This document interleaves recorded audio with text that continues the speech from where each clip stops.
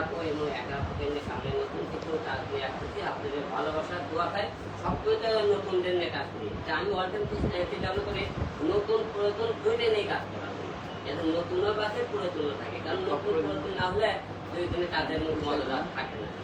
আচ্ছা আলম ভাই, আমরা দেখতে পাচ্ছি যে পাশে একা আপু আছে, শাকিব খানের নায়িকা। আসলে আপুর কাছে একটু জানতে চাই যে আপনি তো শাকিব খানের সাথে সিনেমা করেছেন, এখন হিরো আলমের পাশে আছেন, হিরো আলমের সাথে জুটি বাঁধবেন এবং আগে অনেক সিনেমা করেছেন কয়েকটা।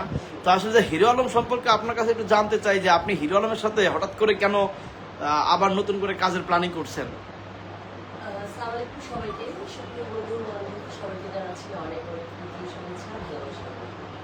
অ্যাকচুয়ালি আমি নায়িকা হিসেবে অনেক শিল্পীদের সঙ্গে কাজ করেছি, আর সাকিব খানের সঙ্গেও কাজ করেছি।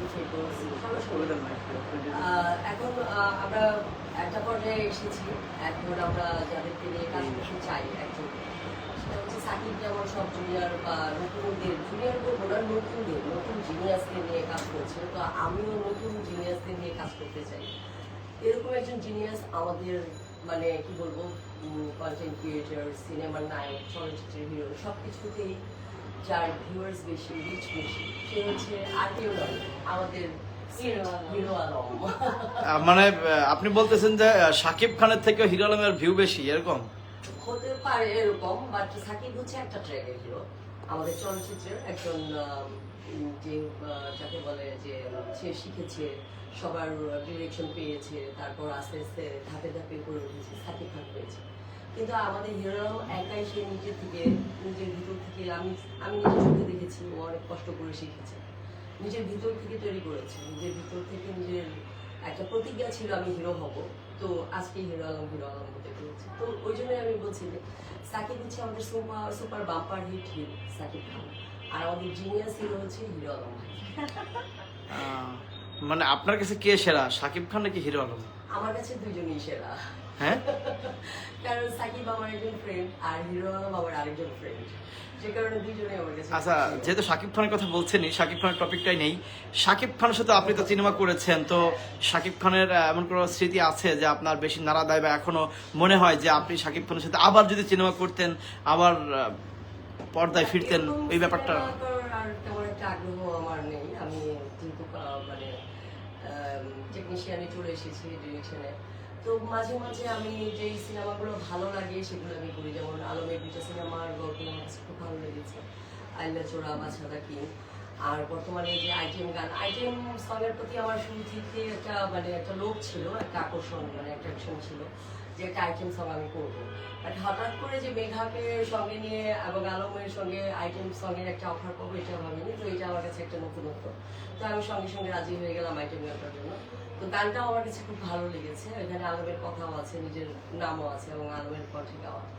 আর সাকিব খানের সঙ্গে আমার অনেক ছোটবেলা থেকে পরিচয়, মোটামুটি চলচ্চিত্রের আগে থেকে রানা হিসাবে আমি তাকে চিনি।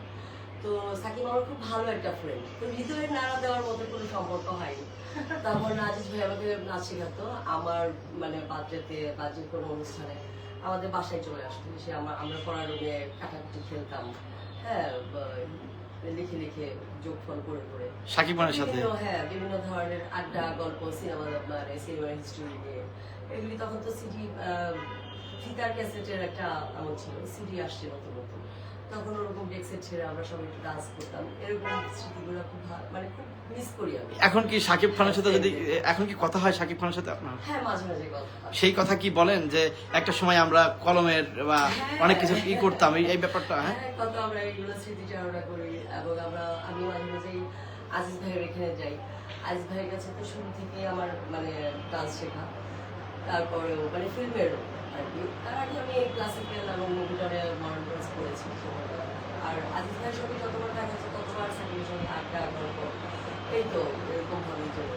এখনো দেখা হলে আমরা মানে খুব কিছু মানে, ও তো সাকিব একটা মাইডিয়ার ছেলে, ও দূরের থেকেই দৌড়ায় চলে এসে একদম জড়িয়ে ধরে, খুব ভালো লাগে সাকিবের ব্যবহারটাই মিষ্টি।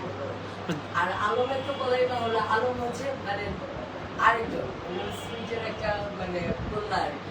আচ্ছা, আলম ভাইয়ের কাছে আপু আমার একটা প্রশ্ন আছে। আলম ভাই বলতে হয় না সাকিবের যেমন সিঁড়ি নিতে হয় এখনো সামটাইম ফ্রেন্ড হলেও, এটা একটা ঠিক না, কিন্তু আলমকে জাস্ট ফোন করে বললেই হয়, আলম আমি বাসার নিচে আছি বা অফিসের নিচে আছি।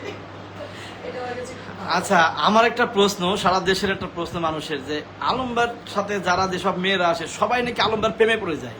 হ্যাঁ, আলমবার ভিতরে কি আছে আপু? আপনারা তো অনেক সিনিয়র মানুষ, আলমবার ভিতরে কি আছে একটু বলবেন? যে আলমবার প্রেমে পড়ার কারণটা কি?